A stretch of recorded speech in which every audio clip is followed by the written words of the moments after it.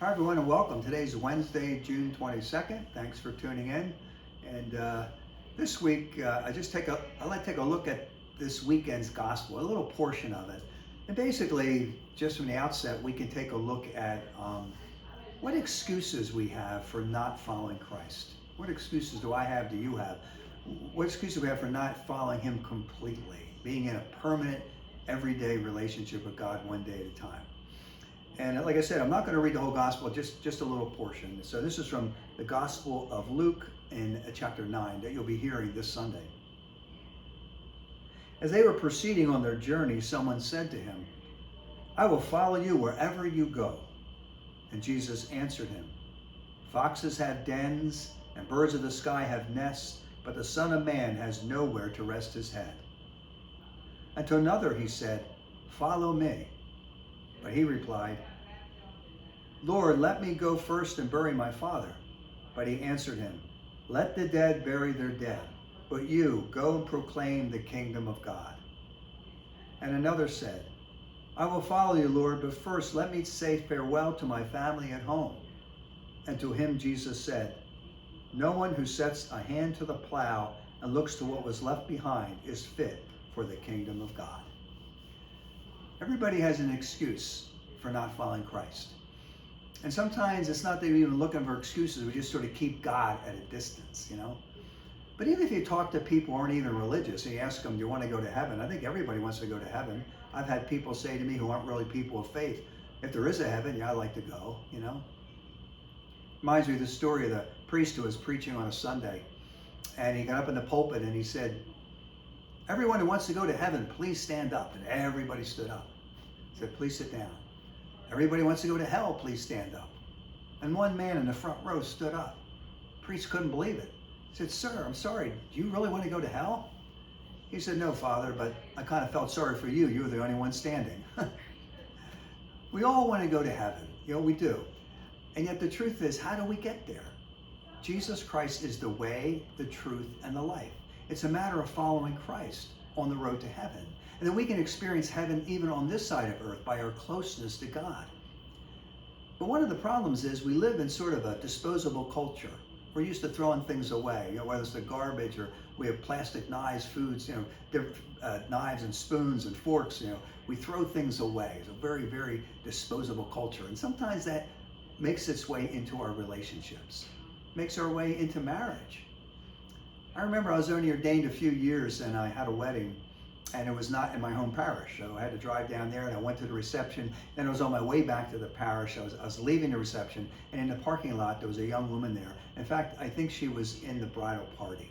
And she started talking about her marriage. She was married just a couple of years and her husband wanted out. And she was very distraught. And she just started telling me her story. And she was telling me how, when they're all high school and college, all these kids hung together, all friends, and she was dating this guy, and everybody else seemed to be getting married, so they got married. And he got to a point then he thought he made a mistake and he didn't want to be married anymore. I'm not here to judge any of that, but I just remember the pain in this woman's face, this young woman's face, when she said to me, "Father, how can my husband think he can get out of this marriage?" She said, "For me, permanency means forever."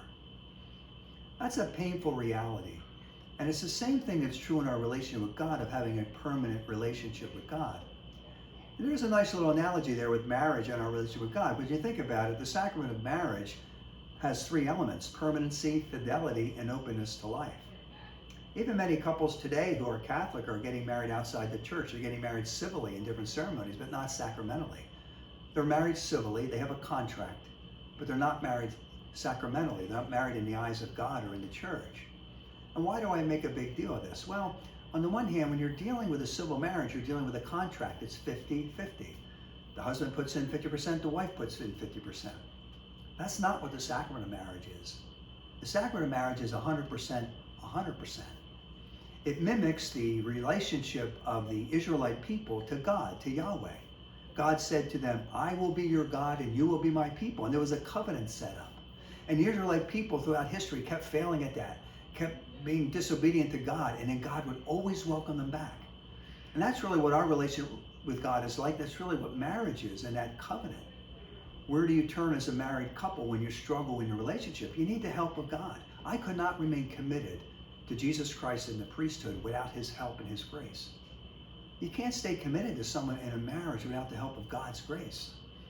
And so if you're preparing for marriage, you're someone in early marriage, make sure you allow space in your relationship for God. You may not appreciate the beginning of your marriage, but as time goes on and the struggles come, you really can't do it without him. So I say the same thing is true in our relationship with God. So let's ask ourselves that question I mentioned at the beginning of this. What excuses do I have, do you have, for keeping God at a distance? I'll follow you, God, but not yet. I'll distract myself. I don't want to let you all the way in. To face that fear, why don't we allow God all the way in? What are we afraid of? He's going to take over and there's nothing left for us? This is the whole reason that we're on this earth. To know, to love, and to serve God in this world, and to be happy with him forever in heaven. That's the whole meaning of life. Until we get that right, we're going to spin our wheels our whole lives. Do you want to go to heaven? Sure, so do I. Let's make our relation with Christ more permanent. Let go of the excuses. Follow Jesus one day at a time. For richer, for poorer, in sickness and in health, until death do we meet.